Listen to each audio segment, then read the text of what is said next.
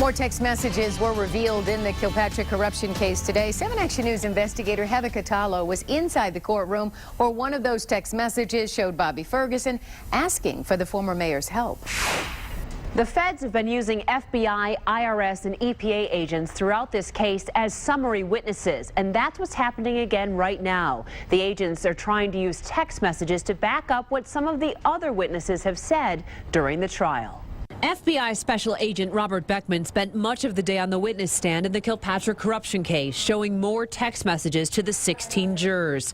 Federal prosecutors are trying to show that the company, Walbridge Aldinger, was forced to include Kwame Kilpatrick's friend, Bobby Ferguson, in a $73 million water department contract. Detroit's former mayor, his father, and Ferguson are on trial, accused of running a criminal enterprise out of City Hall. Previous witnesses told the jury that former Kilpatrick aide Derek Miller told Walbridge representatives that Ferguson needed to be in on the deal. Today, Agent Beckman showed the jury a text message exchange between Kilpatrick and Ferguson in which Ferguson asked the former mayor for help with the Walbridge project known as Baby Creek. Ferguson writes to Kilpatrick, "I told you I would call on you when I need help. Help. Expletive Victor, I don't need DWSD to set in on the bid opening."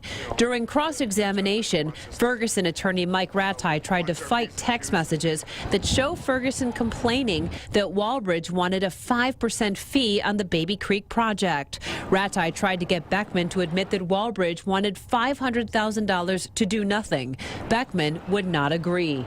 Federal prosecutors used a handwritten contract to show that Ferguson Enterprises was listed as a subcontractor and used Beckman to tell the jury it's standard practice for a prime contractor like Walbridge to take 5% from a sub. Outside court, Rattay was intent on complying with a new order from the judge, limiting the lawyers from talking much about the witnesses in the case. We're getting down to the short strokes.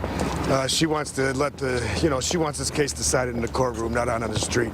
So we're going to respect that. Meanwhile, the government's case is winding down, and the defense teams are preparing to call some witnesses of their own. We're ready to roll when they're ready to rest.